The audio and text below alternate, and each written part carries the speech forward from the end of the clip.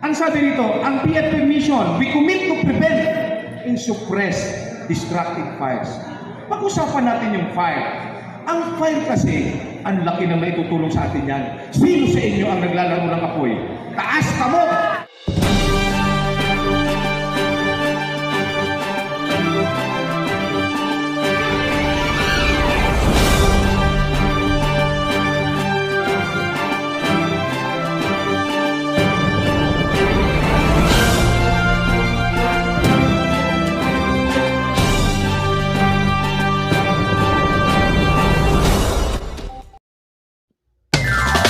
Hello guys, balik po tayo dito sa ating pong YouTube channel. At ito po yung continuation po, yung part 2 ng dinidiscuss po ni KC-10541, yung pong leadership training. Ano po, dinidiscuss po niya yung tungkol po sa disaster management at yun pong accident protocol. Pero bago yan ay kung bago lang po kayo dito sa atin pong channel, paki-like na po, subscribe at paki-hit na rin ang notification bell para lagi po tayong update sa mga susunod po mga video na atin pong i-upload.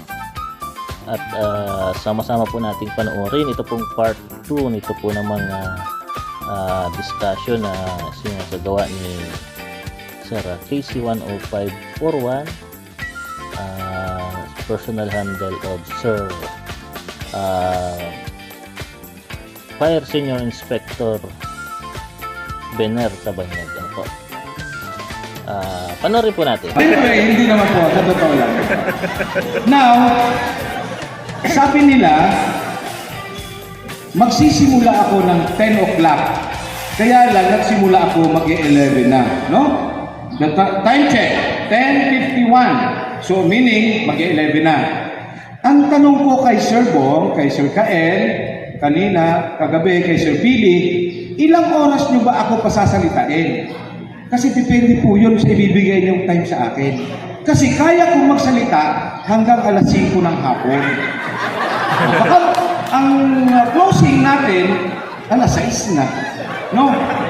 Papayag kayo? Payag kami tayo. Anyway, ang malayo natin Kapalonga, no? Tapos wala na, Panganiban na lang. Paracale, yun lang. Pinakamalayo sila, ma'am. Di ba? Palawan, Quezon City, Caloocan, kaya mas malayo sila. Well, ba't nawala na po? Subdivision. Tapos isipin nyo si 4-1 ang heavy road. No? Kaya dapat itong malaki natin. Si 4-1, 105 4-1. Heavy road. Nung malipat ako ng Taguig, naging happy naman ako sa Bagong Bayan. Di ba? Kay Lino, katabi na malapit kay Lino, kay Tano yun. Yun. Nung malipat ako ng Las Piñas, naging happy naman ako ng bamboo organ. Ano, alam niyo ang bamboo organ? Di ba? Pag nalalaman yung bamboo organ, Las Piñas yan. No? Pero, ang tagal ko nun, pero hindi ko nakita yung bamboo na organ. Yung ibang organ, nakita ko. Pero yung bamboo na organ, hindi ko nakita. Matigas yung bamboo organ no? Matigas yun. Pero yung ibang organ doon na malalambot, nakita ko. Ang dami. Sir Kael, tumayos ka, ha? Ibang organ na nasa isip mo. Ha? Kaya yun, naging pepperon. Nung nasa national office ako ang chief motor pool ng national office. No? Yun. Well, konting ano lang, tapos bumalik kami rito. Dapat ako ang Deputy Provincial Director. Kaya lang, hindi ko na kaya. No? Kasi may nakaupo. So, ginawa ng Regional Director namin, dait na lang. Salamat man, dait. No? Pero, happy ako ng dait, kasama ang Talisay, kasama pa rin ang San Vicente. Kaya tatlong bayan ang hawak ko ngayon. Pag sinabi ko na hindi na ako in-introduce, ako na nag-introduce sa sarili ko. Dahil supo! Nakusog na Maria Buot. Yan. Well, ang mission ng PFP, alam nyo, ang Daet Fire ay may 4 na fire truck. Isang rescue truck, yung SRF, yun. 5 halos na truck na sa akin. Kasi, sabi nga, ang Daet, Daet is the capital town of Camarines Norte, no? Pero lapa ang istasyon. Bunok ang istasyon. Hindi kami nakakahanap ng lupa. Baka mag-donate ng Talisay, duman na lang kami. Nasa Talisay ng Daet Fire. Maunahan pa kayo, Sir Talisay. Naghahanap kami ng lupa talaga. Well, ang sabi nito, ang PFP mission, we commit to prevent and suppress destructive fires. Pag-usapan natin yung fire. Ang fire kasi, ang laki na maitutulong sa atin yan. Sino sa inyo ang naglalaro ng apoy? Taas ka mo! Taas ka Parang mo, halos lahat ng lalaki naglalaro ng apoy. No? Well, ang apoy, masarap paglaruan. No? Diba yung fire dance? Diba? O, masarap paglaro ng apoy. At marami rin nagagawa ang apoy sa atin sa pamumuhay natin. Ay, subukan mong puro hilaw lang ang kinakakan mo. Di ba? Ay, siyempre, gustong-gusto ang hilaw. Pero dahil sa apoy, niluluto. Trivia to. Noong panahon na hindi pa uso ang apoy, pag nagkakatay ng hayop ang mga tao noon, mga primitibo yun eh. Alam nyo ba na hindi man nila niluluto? Binibilad lang nila sa init ng araw. Pero alam nyo ba na kahit mainit, sometimes kumukulog, kumikidlat. Yung binilad nilang karne, nakidlatan. Ano nangyari sa karne? Natuto. Pero yung hindi masyadong nadirekta, naluto. O ngayon, natikman nila, ang sarap pala ng lutong karne. Eh, what sabi ni Sir Gael? Hindi, hilaw. Ang masarap. O ngayon, ikaw Sir, di ba nagluluto ka rin? Bakit masarap ang lutong karne? Depende saan? Depende sa Pagkaluto. ingredients, tama yun. Depende sa pagkaluto. No? Ay Sir Gael, bakit gusto mo ang hilaw na karne? Depende yun saan? Performance. Ang hilaw na karne, masarap. Depende sa Performance. pagkahugas. Diba? Sa pagkahugas, subukan mo kumain ng hindi hugas na karne. Ang tapang mo. Baka. Diba? Kaya dapat, hinuhugasan. O anong panghugas? Ano panghugas? Ano? PH? PH, kasi talagang totoo yan. Ang PH talaga, panghugas yan. Kaya nga, P, pang, hugas. Diba? Ang PH ay panghugas. Ay, ginagamit ko rin yan. Ang PH. Bakit? Ano naman, bakit ginagamit ko ang PH? Putoy hugas. Diba? Yan ang sinasabi ko sa inyo eh. Ang PH ginagamit dyan, babae man o lalaki. Sir Kael, okay na tayo dun sa karning hilaw, ha? Okay. Now, eto tayo ngayon. Ang apoy kasi, marami siyang hinuhubog. Di ba? Apoy yan eh. Pero sabi, ang apoy, pag napabayaan nyo, Diyos ko po, sabi niya, destructive.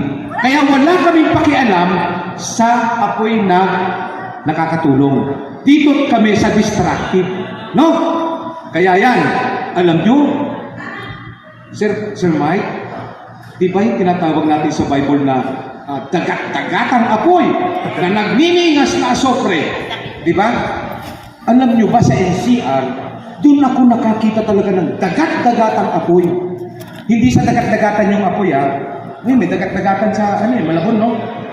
Yung dagat-dagatang apoy na talagang nag-aalimbukay talaga, parang yung wave ng lalo na pag mga squatters area. Pero doon pala, Sir, ang pangit, ibabas ka pag sinabi mong squatters area. Sasabihin ko lang mga informal settler. Oo. Yun, galit sila ron. Sabi mo, nagkasunog po sa ganito, sa squatters area po, na located sa ganito. Ayaw nila noon. Hindi sila squatter. Sabi nga, walang squatter sa sarili nating bayan. Parang gano'n, no? Ibagsakan mo. Sus Mario. Pero, ang sabi lang nila doon ay informal settler. Yun. Doon talaga, dagat-dagatang apoy talaga yan. Sus, talagang gano'n. Kalupit ang apoy. Ang sabi nito, ang PFP mission, we commit to prevent and suppress destructive fires. Pag-usapan natin yung fire. Ang fire kasi, ang laki na maitutulong sa atin yan. Sino sa inyo ang naglalaro ng apoy? Taas ka mo!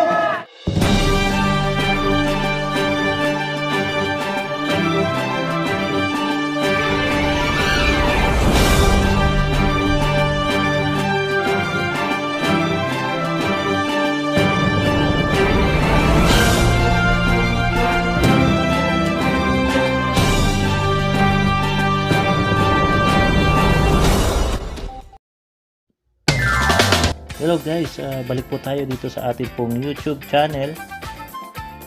At ito po yung continuation po, yung part 2 ng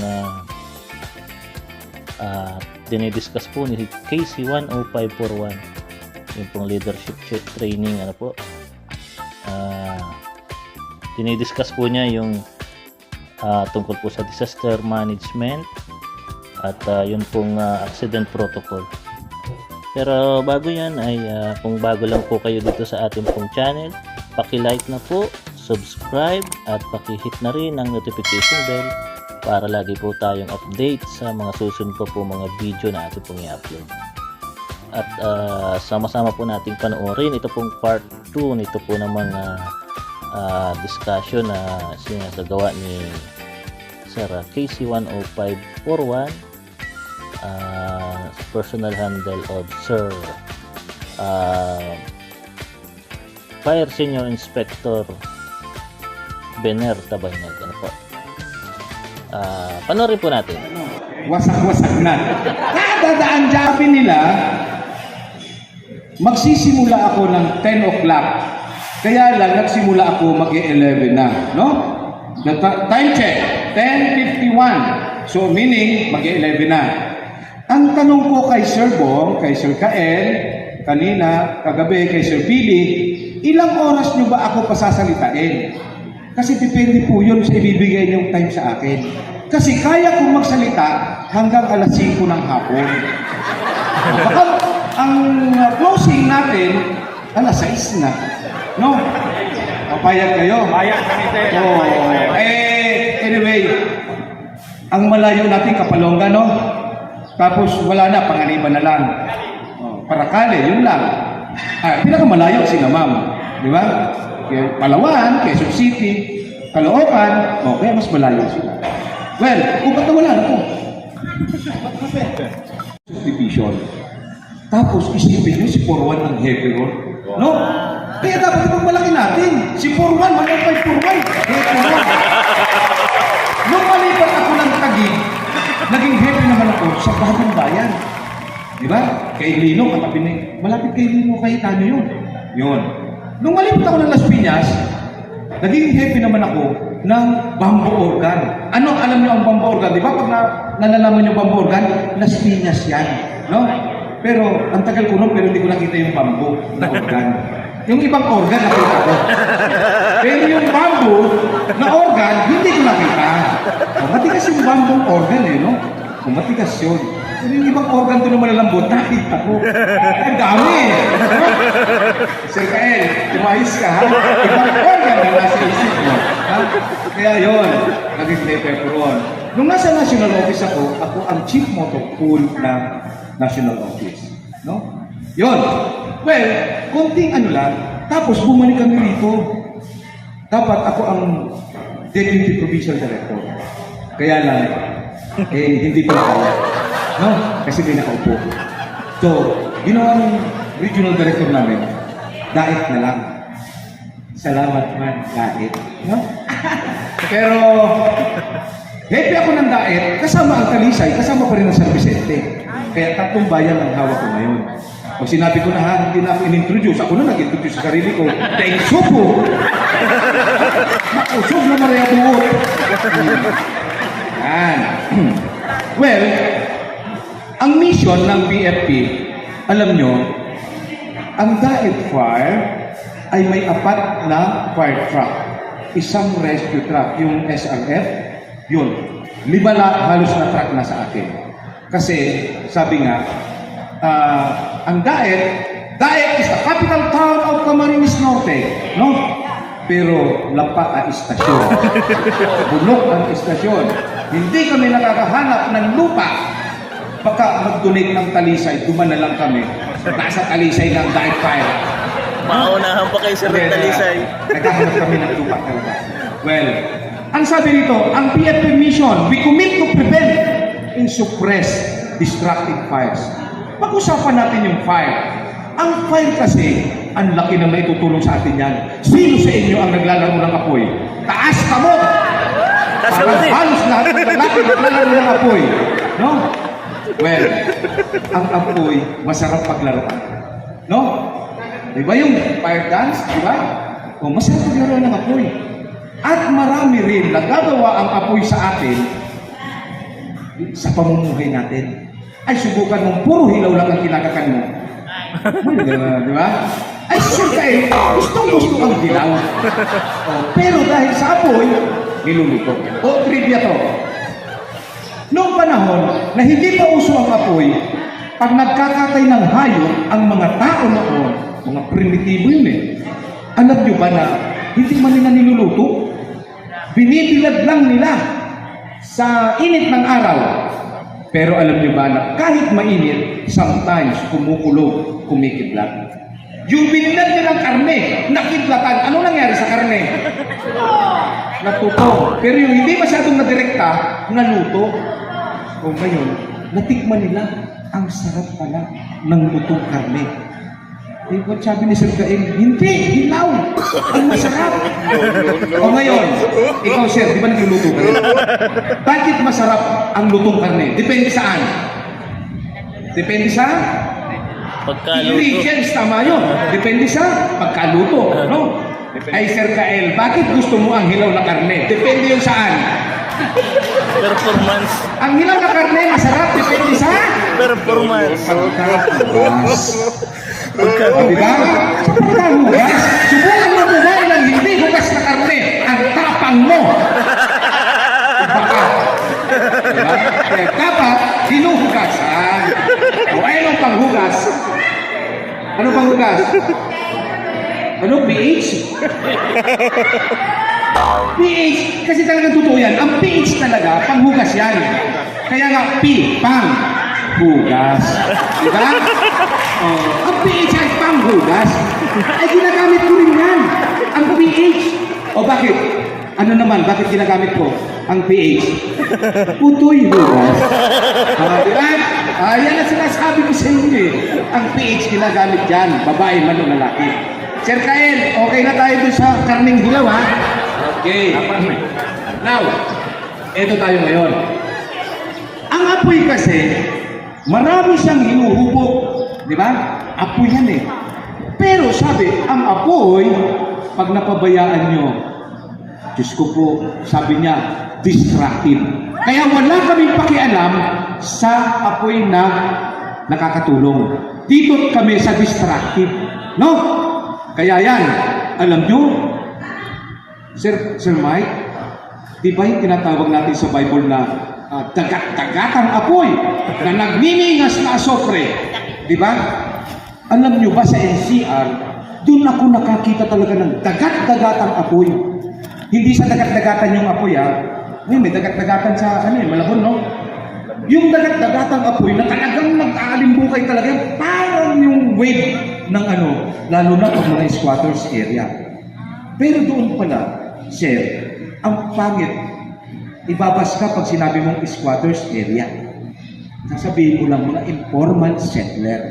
Oo. Yun, galit sila ron. Sabi mo, nagkasunog po sa ganito, sa squatters area po, na located sa ganito. Ayaw nila noon. Hindi sila squatter. Sabi nga, walang squatter sa sarili nating bayan. Parang gano'n, no? Ibagsakan mo. Sus Maria. Pero, ang sabi lang nila doon ay informal settler.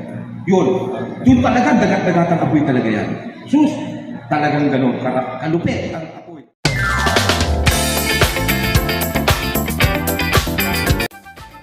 Hello once again mga kaibigan, pasamantala nating putulin yung ating pinapanood upang ibigay natin yung kasagutan doon sa mga question na iniwan natin doon sa part 1 itong video po at ang kasagutan po at katanungan, eto po ipa-flash natin, ayan po.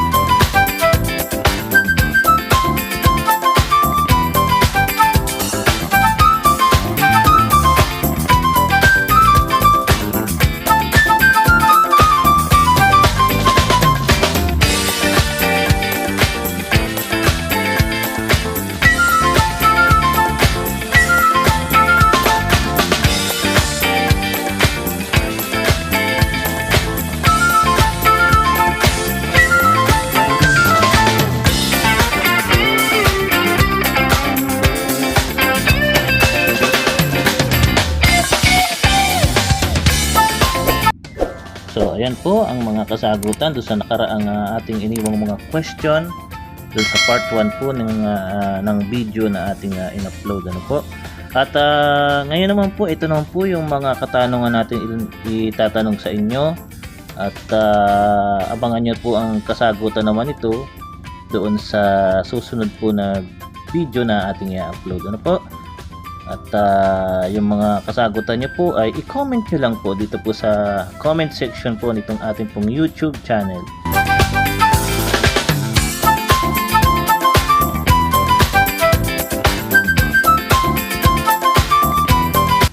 Ngayon po ay ituloy na natin yung pong panonood natin dito po sa mga dinidiscuss ni Fire Senior Inspector Biner Tabanyag ni KC 10541 sa Kabalika Charity po. Panoorin po natin. At alam niyo ba sa NCR, kada isang araw, 4 na sunog ang nagaganap. Kaya doon, kung bumbero ka sa NCR, pag duty ka talaga. Hindi ka pwede magpalusik-lusik. Maalis ka muna, kung saan-saan ka, hindi pwede. Ay dito sa atin, mapapansin nyo, dahil masipag kami na magpaalala sa inyo, walang masyadong sunog, no? Hindi, sa totoo lang, ang sunog ngayon na nagaganap sa Camarines Norte, puro lang post-fire. Wala ngayong sunog. Kasi nga, ang ginawa ng Bureau of Fire, di ba na magsayang kami ng krudo? Lahat ng barangay, everyday, basta may schedule yan, makikita nyo ang fire truck. I don't know sa Binsos, I don't know sa iba-ibang bayan. Kung nag-iikot sila sa mga barangay, kami ganon, may schedule. At hindi pwede nag-picture ka na napakarami sa kamo lang ipapasa. Naka-timestamp. Kaya automatic yun. GPS ba tawag doon? May GPS yun. Na pag-picture mo, naka-timestamp yun, at saka yung lugar, makikita nila. So, sa paalala ng Bureau of Fire, konti na lang ang nagaganap na sunog. Yan ha? Well, ituloy natin. Kami ang nag-i-investigate ng lahat ng sunog, nag-i-enforce ng fire code and other related laws. No? Respond to man-made and natural disaster and other emergencies. Ang Bureau of Fire ngayon, hindi na lang kami pampatay ng apoy. Hindi na lang kami manulumpit. Di ba? Yun. Lahat na po. Kaya lang, nagkaroon kasi ng MTRR, almost the same, yung MTRR at saka yung Bureau of Fire, ganun na rin. Kasi, meron kami Special Rescue Force, lahat kami, pati yung mga emergency medical services. Kaya nakikita niyo yung kulay orange na fire truck, ay hindi pala fire truck yun, rescue truck lang yun. Ang laman nun, puro mga ano. Nakita niyo nakaraan lang, balita yon sa TV, at balita rin dito sa Camarines Norte, yung tumagilid na Ferris wheel, nag-akyatan doon. Kaya kayo mga kasama ko, mga 41s, ma'am, sir, kung may umakyat dyan sa mga tower, tumawag kayo sa amin at aakyatin nyo ng aming mga rescuer at tatalian sa liig, ibababa. Hindi, tatalian po yung ibababa ng lupa. No? Para ganon. Kasi yung iba, gusto magpahangin sa taas ng tower, gusto alam nyo na, may mga konting, alam nyo ba sa pag-aaral, ma'am, sir? Sa pag-aaral, marami ang nagpapatiwakal. Iba yung nagsasarili, ha? Marami ang nagsasarili, pero marami ang nagpapatiwakal sa hirap ng buhay ngayon. Sa totoo lang. Akala nyo, pag tinignan yung datos ng mga nagpapakamatay. Kaya sabi nga natin, tayo mga 41s, andito tayo, tumutulong tayo, kahit hindi man tayo binabayaran, isang malaking achievement sa atin yun, at saka nalilimang pa kayo. No? Kasi kung yaman ka lang sa harong, at pagandang ka lang, mas nakamamatay yun. No? Well, sabi pa rito, ang PFP vision, a modern fire service capable of ensuring fire safety nation by 2034. Pirang taon na lang yan pa rin.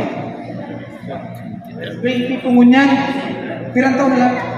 11. 12 years from now, pero nag-start na po kasi ang modernization. Ang sabi ni Pangulong Duterte, nag-anbadil ang mga bumbero. Magkakabaril kami, pero binago. Ako po, sa totoo lang, in my own, ayaw na namin magkabaril. Kasi, kung magkakabaril kami, okay lang yan sa NCR. Pero dun sa mga malalayong lugar na infested pa ng NPA, iilan lang ang bumbero. Ngayon, bibigyan mo ng baril, ay hihingin lang yan. Akin na yung baril mo. O ano, lalabang ka ron, 50, kayo nilima. Wala po yun. At saka mahirap na. Kaya ngayon, nagkaroon din ng ano yung mga senador. Bakit mo ibibili ng baril yan? Eh, ang tutulis na yan. Diba? Matutulis na, bibigyan mo pa ng baril. Kaya ibili na lang ng fire truck kung ano mga gagamitin. No? Kaya yon. In 2034, ang mga fire trucks ng Bureau of Fire Protection, makikita nyo na, nagliliparan na yan. Sabi, di ba? Pag narinig mo, wow, uy, saan kaya ang sunog? Saan ang sunog? Pero sa susunod, makikita mo yan, nagliliparan. Saan kaya sunog? Lumilipad yung mga fire trucks. Hindi, bibili na po kasi ng helicopter.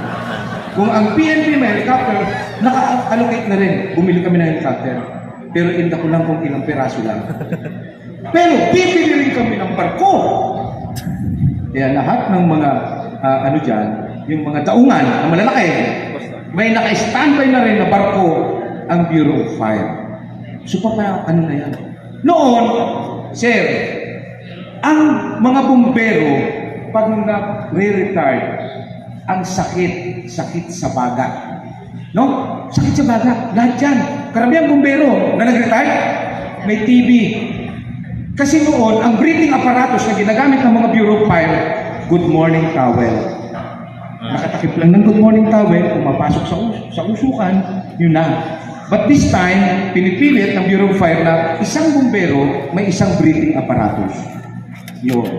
Kaya pag kayo naawakan uli natin ang fire truck ni Sir Toming Tang, tuturuan ko rin kayo doon sa breathing apparatus namin. Para pagpasok nyo, malinis na hangin ang sisingutin nyo. Okay? Yan ha? 12 years na lang, sir. Ayun. Graduate na okay to. Yun. Ang 2022 para Prevention Month, dahil na po, binabago yan. Ito pa rin. Pag-iwas sa sunog, hindi ka nag-iisa. Lahat tayo. Hindi ka nag-iisa dyan. Lahat. Concern natin yan, no? Fire safety is everybody's concern. Fire prevention, measures conducted by firefighters to help prevent the occurrence of destructive fires. Kasi destructive lang naman talaga pinag-aano natin dyan, ha? Yung mga paglalaro nyo ng apoy, mag-ingat na lang kayo.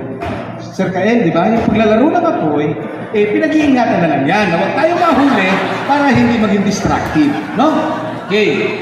Proactive method of reducing emergencies and damage caused by them. Kaya, ang laki kasi ng damage. Yung fire safety inspection, makikita nyo, meron kaming annual, periodical, quarterly, at kung kinakailangan. Kaya nandito ako ngayon, kailangan kasi ninyo ako. Di ba? Ngayon, ano ba sa inyo, sa mga district nyo, gusto nyo magpa-lecture, magpa-inspect yung barangay ninyo, para makita nyo kung safety kayo, pwede nyo po tawagin yung Bureau of Fire. Information dissemination, ito yun, training, seminar, drills. Mamaya, nandito kasi double 2. Double 2 ng 109. Ano ba ginagamit yung panluto? Walang LPG. Mamaya, manghiram kayo ng isang LPG. Palitan nyo na lang ng laman. At mag-aano tayo? Mag-demo tayo sa LPG, ha? Kasi karamihan niyang ganyan, natatakot tayo eh. Mamaya, papakita ko sa inyo para hindi kayo matakot. Barangay ugnayan. Oh, di ba? Mga kapitan, sa mga barangay, nag-drill kami. Organization of Fire Brigade. No? Kaya, sabi nga, may nagsabi sa akin, taga-DILG. Sir, taga-DILG. Alam mo niya, Sir Kabanyay, pag ang lahat ng tao ay disiplinado na, pwedeng wala ng pulis. Di ba ang ano ng pulis para sa kapayapaan? Di ba? Kung disiplinado ang tao, walang magnanakaw dyan, walang magdadrugs, lahat ng walang gagawing masama. Pwede niya wala ng pulis. O di wala na rin BGMP, wala na ikukulong eh. Di ba? Pero sabi niya, kahit disiplinado ang tao, hanggang tumarami ang mga tao, hindi pwedeng mawala ang Bureau of Fire. Magkakasunog at magkakasunog. Kahit anong pag-iingat pa rin. Di ba? Ito po kasi bakit? Alam niyo ba na major cause of fire is negligence. 80% of transpired fire in the country is caused by electrical. Electrical. Saan lugar kayo nakakita na wala pang kuryente? Maliban kung naputulan kayo. Sa mga isla nga, may kuryente na rin eh. Di ba? O sabi ng National Electrification Administration, ang buong Pilipinas ay energized na. Meaning, lahat na po gumagamit ng kuryente. So lahat ng sunog, 80% electrical fire. No? Maliban lang dyan kung may kuryente. Diba? Ibang kuryente. Pero yung kuryente talaga ang cause ng sunog. Iba yung open flame, iba yung... Pero 80% yan. Maraming salamat po mga kaibigan at napanood niyo po ang diniscuss po ni Sir KC10541 ni Fire Senior Inspector Winner Tabanyagan po. At sana po ay marami kayong natutunan, nakuhang mga kaalaman sa kanya po naman mga tinalakay. At hanggang dyan lang muna po at abangan nyo po yung part 3 nito po namang video. I-upload natin sa susunod na upload natin. At kung kayo po ay hindi pa nakakapag-subscribe sa ating pong YouTube channel ay i-subscribe nyo na po ang ating YouTube channel. Paki-like, subscribe, and pakipindot na rin po ng notification bell para lagi po tayong update sa mga susunod pa po mga i-upload nating mga video. Salamat po and God bless po sa inyo pong lahat.